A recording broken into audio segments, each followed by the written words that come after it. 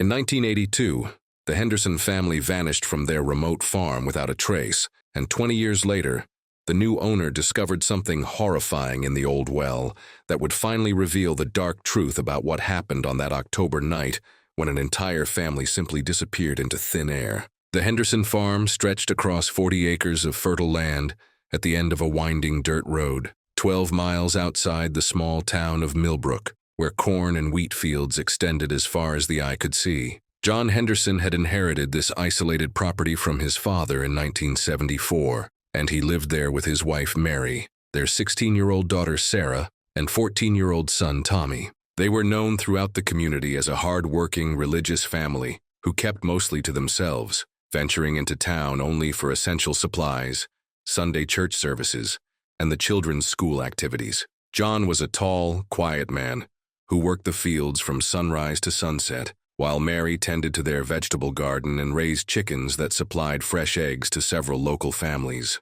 Sarah was a bright student who dreamed of becoming a teacher, and Tommy showed promise as a talented mechanic, often helping his father repair the aging farm equipment. Their life was simple but content, following the predictable rhythm of rural existence that had remained unchanged for generations. On the foggy morning of October 15, 1982, Harold Watson, the local mailman who had delivered mail to the Henderson farm for 15 years, noticed something unusual. The family's mailbox was overflowing with uncollected letters and packages, including what appeared to be several days' worth of newspapers. This was completely out of character for Mary Henderson, who always collected the mail promptly each afternoon, often greeting Harold with fresh baked cookies or cold lemonade, depending on the season. Harold knocked on the front door repeatedly, but nobody answered. Through the kitchen window, he could see lights still burning inside the house despite it being nearly noon. The family's pickup truck was parked in its usual spot beside the barn, and their station wagon sat in the driveway.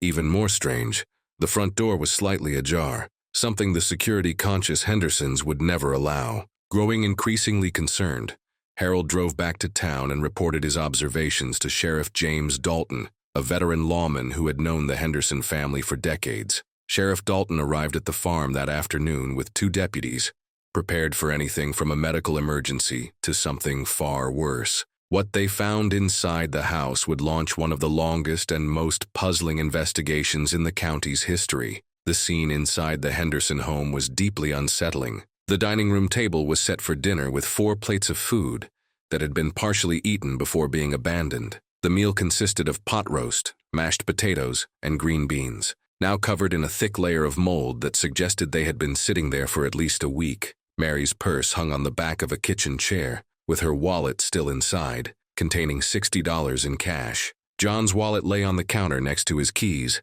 and his jacket was draped over the living room couch, as if he had just come in from the fields. The television in the living room was still on, though it was now displaying only static since the local station had gone off the air days ago. Sarah's homework was spread across the coffee table, a half-finished essay about the American Revolution with her pen still lying across the paper. Tommy's bicycle was propped against the back porch, and his baseball glove sat on the kitchen counter, where he always left it after practice. Upstairs, the beds were unmade, suggesting the family had gotten up that morning intending to go about their normal day. All their clothes remained in the closets and dressers. Their suitcases were stored in the attic, covered in a fine layer of dust. Mary's jewelry box sat on her dresser, containing her wedding ring and the pearl necklace John had given her for their 20th anniversary. Nothing of value appeared to be missing from the home. Sheriff Dalton immediately called for additional resources. The state police arrived within hours, bringing tracking dogs and additional personnel to search the vast property.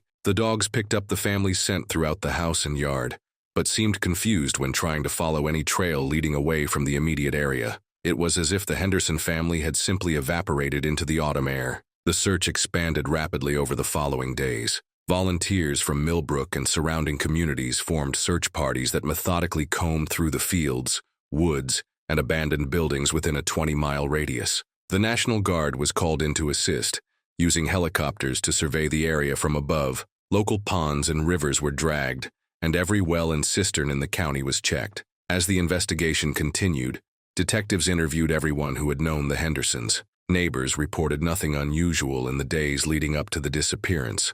though farmer Bill Morrison mentioned he had seen strange lights over the Henderson property one night, about a week before they vanished. His wife dismissed this as him having too much to drink, but several other residents later reported similar sightings. The police discovered that John had recently had a dispute with a cattle buyer named Frank Sawyer over the price of some livestock, but Sawyer had a solid alibi, having been at a cattle auction 3 states away when the family disappeared. Mary's sister revealed that Mary had called her the week before, sounding perfectly normal, and making plans for Thanksgiving dinner. Father Michael O'Brien from the Millbrook Catholic Church told investigators that John had seemed troubled during confession recently, but wouldn't elaborate on what was bothering him due to the sanctity of the confessional. This led to speculation that John might have been involved in something dangerous, but no evidence supported this theory. As weeks turned into months without any solid leads, various theories began circulating through the community. Some believed the family had witnessed something they shouldn't have, perhaps a drug deal or other criminal activity, and had been eliminated or placed in witness protection. Others suggested they had been kidnapped, though the lack of any ransom demand made this seem unlikely. More outlandish theories emerged as time passed. UFO enthusiasts pointed to the strange lights that had been reported, suggesting alien abduction. Some locals whispered about old Native American curses on the land, as the farm had been built near an ancient burial ground. A psychic from the city claimed to have visions of the family trapped underground, leading to several fruitless excavations. John's younger brother, Robert Henderson, flew in from California to help with the search and handle the family's affairs. He was devastated by the disappearance and spent months in Millbrook, organizing searches and offering a substantial reward for information. He told investigators that John had called him 2 weeks before disappearing, mentioning that he had discovered something important, but wanting to discuss it in person, rather than over the phone. The investigation team discovered that John had been researching the history of his property at the local library in the weeks before his disappearance. The librarian, Mrs. Eleanor Price, remembered him spending hours looking through old property records and newspaper archives from the 1940s and 1950s. He had seemed particularly interested in the previous owners of his farm, taking numerous notes that were never found. After 6 months of intensive investigation, the case began to go cold. The FBI had been brought in to assist, but even their resources couldn't crack the mystery. The Henderson farm was sealed off as a potential crime scene for over a year, before finally being released. John's brother tried to maintain the property, but the emotional toll was too great, and he eventually stopped visiting. The abandoned Henderson farm became a source of local legend. Teenagers would dare each other to spend the night in the empty house, claiming to hear footsteps, voices, and other unexplained sounds. Some reported seeing lights in the windows late at night, even though the electricity had been disconnected. Others claimed to feel an oppressive presence, as if being watched by invisible eyes. Years passed, and the Henderson disappearance became one of those unsolved mysteries that true crime enthusiasts would discuss in online forums and podcasts.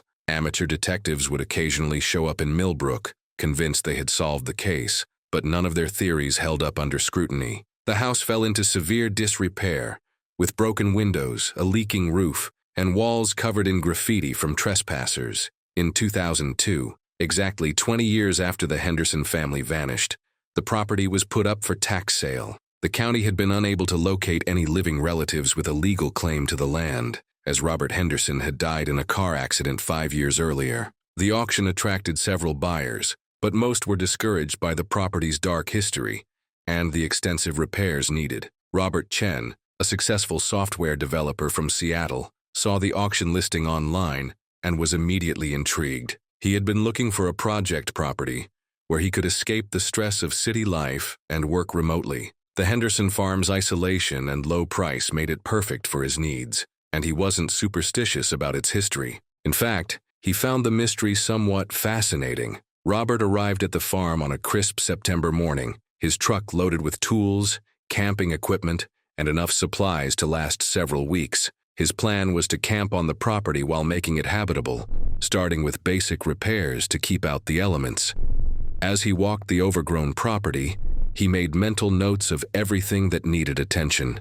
About 50 yards from the house, partially hidden by thick brambles and overgrown grass, Robert discovered an old stone well. It appeared to be from the original homestead, probably dating back to the 1800s. Heavy wooden planks had been nailed across the top, and decades of vine growth had created a natural seal. The well wasn't mentioned in any of the property documents he had reviewed. Initially, Robert focused on more pressing tasks like patching the roof, boarding up broken windows, and clearing the debris from inside the house. He spent his days working and his evenings researching the history of the property on his laptop, finding old photographs and documents about the Henderson family online. He felt a strange connection to them, as if restoring their home was a way of honoring their memory. After 3 weeks of hard work, Robert's curiosity about the old well became too strong to ignore. He thought it might be worth restoring as a backup water source, or at least checking to ensure it wasn't a safety hazard. Using a crowbar and hammer, he began prying up the weathered planks. The old nails came out easily, rusted through from decades of exposure to the elements. The moment the last plank was removed, a nauseating stench rose from the depths, forcing Robert to stumble backward, gasping for fresh air. His first thought was that an animal, perhaps a deer or cow, had fallen in years ago and died. He waited several minutes for the smell to dissipate before approaching again. This time with a bandana tied over his nose and mouth. Robert retrieved a powerful LED flashlight from his truck and returned to the well. Lying on his stomach, he directed the beam down into the darkness. The well was deeper than he expected, perhaps 30 or 35 feet, with stone walls that showed expert craftsmanship from a bygone era. At the bottom, he could see dark water, and floating in that water were objects that made his heart skip a beat. At first, his mind refused to process what he was seeing. There were definitely pieces of fabric down there, and what looked like shoes. But as his eyes adjusted, and the flashlight beam steadied, he saw something that made him scramble backward in horror. Jutting from the murky water was what appeared to be a human skull, its empty eye sockets staring up at him from the depths. With shaking hands, Robert pulled out his cell phone and dialed 911. His voice trembled as he told the dispatcher what he had found, providing the address and explaining about the Henderson family's disappearance 20 years ago. Within minutes, he heard sirens approaching, and soon the property was filled with police vehicles, their flashing lights illuminating the farm in reds and blues. Detective Maria Santos arrived within the hour, having been called in specifically because of her expertise with cold cases. She was a methodical investigator who had recently transferred to the state police from Chicago, where she had solved several high-profile historical murders. She immediately recognized the potential significance of this discovery and called for additional resources. The fire department arrived with pumping equipment, but Detective Santos stopped them from immediately draining the well.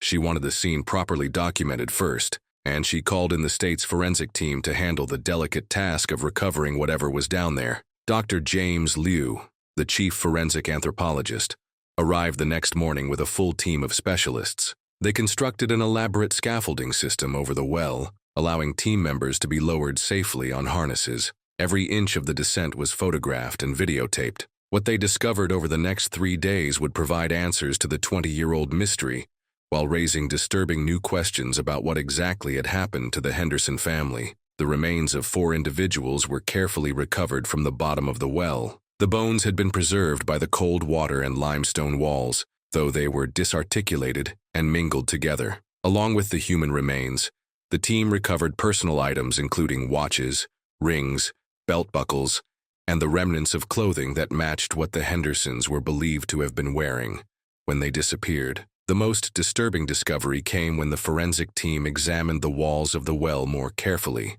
About 10 feet down, they found deep scratch marks in the stone, as if someone had desperately tried to climb out. There were broken fingernails embedded in the mortar between the stones, and what appeared to be bloodstains, though time had faded them to barely visible brown marks. Dr. Liu's preliminary examination suggested that at least one of the victims had been alive when they entered the well. The positioning of certain bones indicated that the adults had been trying to hold the children above the water level, a heartbreaking detail that would later bring jury members to tears during the trial. The cause of death was determined to be a combination of drowning and hypothermia. Detective Santos threw herself into the investigation with renewed vigor. She had her team pull all the original case files from 1982, looking for any detail that might have been overlooked. She re-interviewed everyone who had been questioned 20 years ago, tracking down people who had since moved across the country. She was determined to find out not just what had happened, but why. A significant breakthrough came when she located Carl Morrison,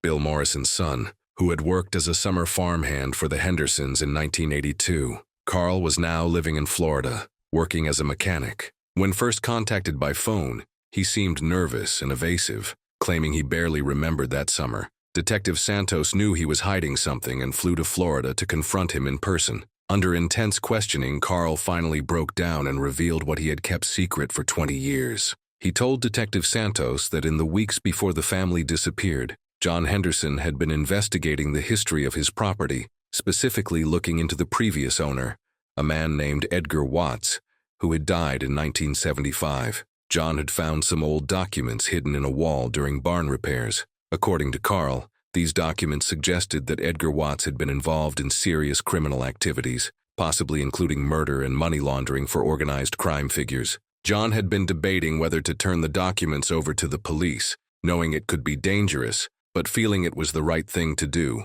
Carl admitted he had been terrified when John told him about the discovery and had left town just days before the family disappeared. This revelation sent the investigation in an entirely new direction. Detective Santos and her team began researching Edgar Watts and his connections. They discovered that Watts had indeed been suspected of having ties to organized crime, but had never been formally charged. Several of his known associates had disappeared or died under mysterious circumstances during the 1970s. The team tracked down Vincent Kruger, one of Watts's former associates who was still alive at age 83, residing in a nursing home 2 states away. Despite his advanced age and failing health, Kruger's mind was still sharp, and when confronted with the evidence, he decided to finally unburden himself of a secret he had carried for 2 decades. Kruger confessed that in October 1982, he and 2 other men, Marcus Bell and Tony Rossetti, had been sent to the Henderson farm to retrieve the documents John had found.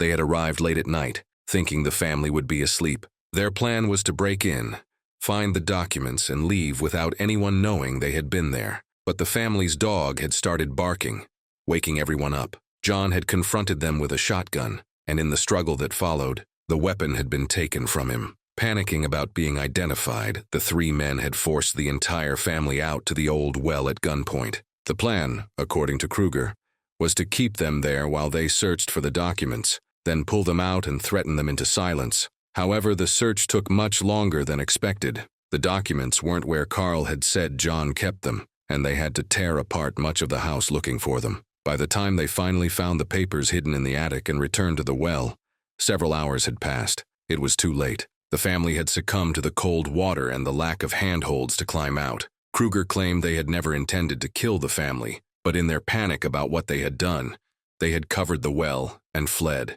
They had staged the house to look like the family had vanished mysteriously, leaving food on the table and belongings in place. Tony Rossetti had died in prison in 1995 on unrelated charges, but Marcus Bell was still alive, living under an assumed name in Canada. Detective Santos worked with international law enforcement to track down Marcus Bell, who was found living as Mark Bishop in a small town in British Columbia. After a lengthy extradition process, he was brought back to face charges of murder, kidnapping, and conspiracy. The trial that followed became one of the most watched cases in the state's history. The prosecution, led by District Attorney Patricia Williams, presented a devastating case. They had Kruger's testimony, the forensic evidence from the well, and a paper trail that corroborated many details of the story. They even recovered some of the original documents that John Henderson had found, which Bell had kept as insurance against his former criminal associates. The defense tried to argue that Kruger was an unreliable witness due to his age and health issues,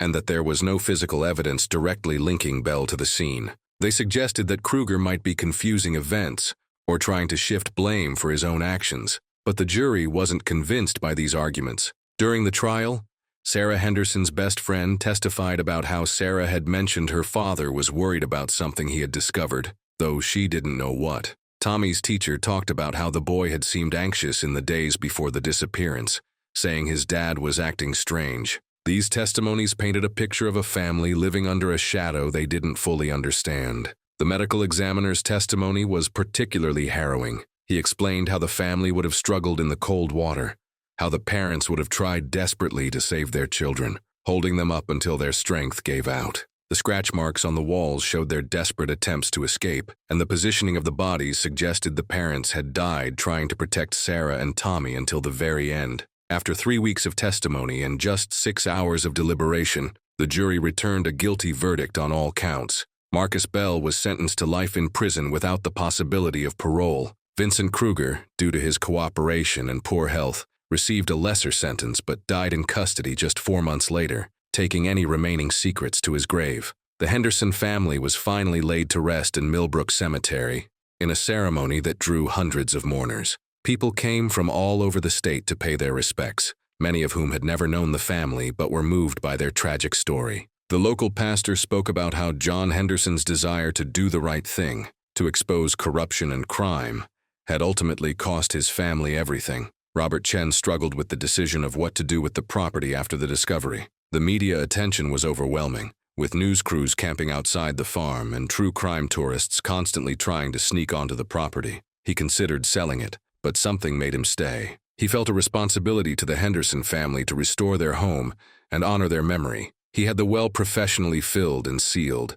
placing a beautiful stone memorial over the spot with the names of all 4 family members and the dates of their lives. He restored the house to how it had looked in old photographs from the 1970s, even planting Mary's garden with the same varieties of flowers she had grown, based on seed packets found in the barn. Detective Maria Santos received numerous commendations for solving the cold case, but she often said the credit belonged to Robert Chen for making the discovery and to the forensic team for their meticulous work. She kept a photograph of the Henderson family on her desk for the rest of her career, a reminder that justice delayed didn't have to mean justice denied. The case led to a comprehensive review of other missing persons cases from the same era. Law enforcement agencies began systematically checking old wells, cisterns, and other potential hiding places on properties where people had vanished. While no other victims were found locally, the techniques developed during the Henderson investigation helped solve several other cold cases nationwide.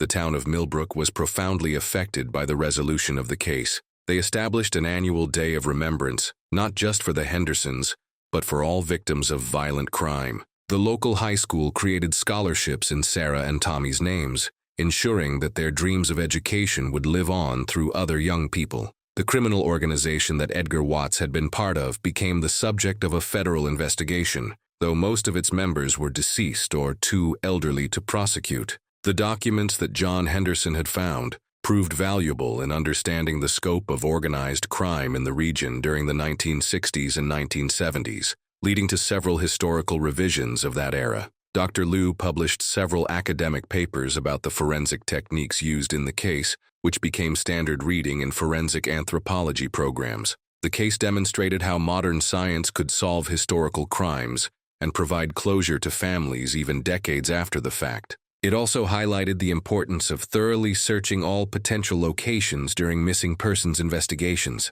Several books were written about the Henderson case, each trying to understand how such a tragedy could have occurred and why it took so long to solve. Documentary filmmakers produced multiple films about the disappearance and discovery, though Robert Chen refused to participate, feeling it would be exploitative of the family's memory. The Henderson farm became a place of pilgrimage for some, though Robert did his best to maintain privacy and dignity for the site. He eventually married and raised 2 children there, transforming a place of tragedy into a home filled with new life and laughter. He often said he could feel the approval of the Henderson family in the way the gardens bloomed and the fields prospered. Marcus Bell never showed remorse for his actions, maintaining his innocence despite overwhelming evidence. He gave several jailhouse interviews claiming he was being framed, but his stories were inconsistent and unconvincing. He died in prison in 2015, taking with him any additional details about that terrible night in 1982. The Henderson case changed how rural law enforcement agencies approached missing persons cases.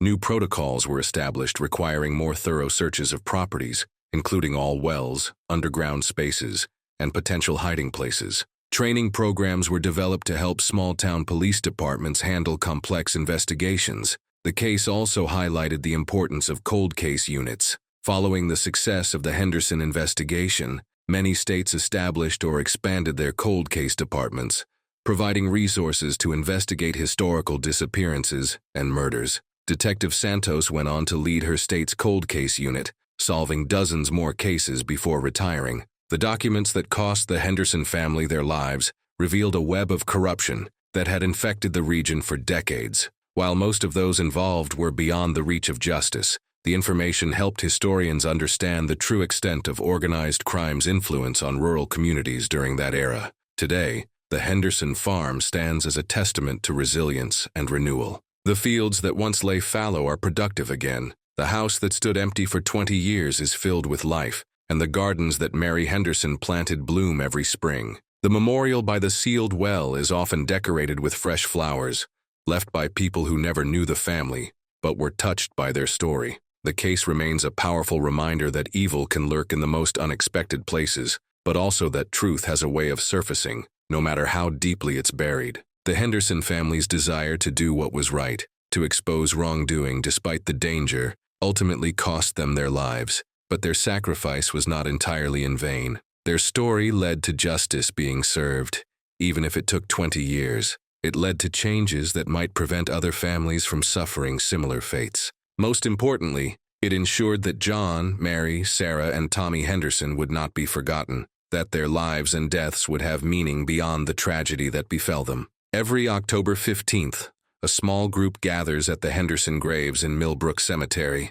Some are distant relatives, some are townspeople who remember the family, and some are younger people who only know the story. They stand in respectful silence, remembering a family whose only crime was trying to do the right thing. Robert Chen still lives on the farm, now with his own family. He's become something of a local historian, collecting stories and photographs of the Henderson family to preserve their memory. He often speaks at schools about the case, not focusing on the horror of what happened, but on the importance of justice and the strength of the human spirit. The investigation techniques pioneered during the Henderson case continue to evolve. New technologies like ground-penetrating radar and DNA analysis have made it easier to solve cold cases, but the fundamental lessons learned from this investigation remain relevant. Every missing person deserves a thorough search, every cold case deserves continued attention, and every family deserves answers. Law enforcement training now includes extensive sections on the Henderson case, not just for the investigative techniques, but for the human element. It reminds officers that behind every missing persons report is a family desperate for answers, and that persistence and dedication can provide closure even decades after a tragedy. The story has become part of American crime history, studied in universities and featured in countless true crime discussions. But beyond the academic interest, it remains a deeply human story about a family who loved each other, who worked hard, who tried to do right, and who deserved so much better than the fate that befell them. As Detective Santos said in her retirement speech, some cases define a career, and the Henderson case defined hers. It showed her that justice might be slow, but it was possible. It taught her that the dead deserve to have their stories told, their killers caught, and their families given closure. The Henderson case also demonstrated the importance of community in solving crimes. Without Harold Watson noticing the uncollected mail, without Robert Chen's discovery of the well, without Carl Morrison finally telling the truth, and without the dozens of people who provided information and support, the case might never have been solved. In the end, the story of the Henderson family is both a tragedy and a triumph. A tragedy in the senseless loss of 4 innocent lives, but a triumph in the eventual discovery of truth and the serving of justice. Their story reminds us to be vigilant, to care for our neighbors, and to never give up hope that even the coldest cases can be solved. If you found this story compelling and want to hear more true crime cases that were finally solved after decades, please like this video, subscribe to our channel, and hit the notification bell so you never miss our latest investigations into mysteries that shock the world.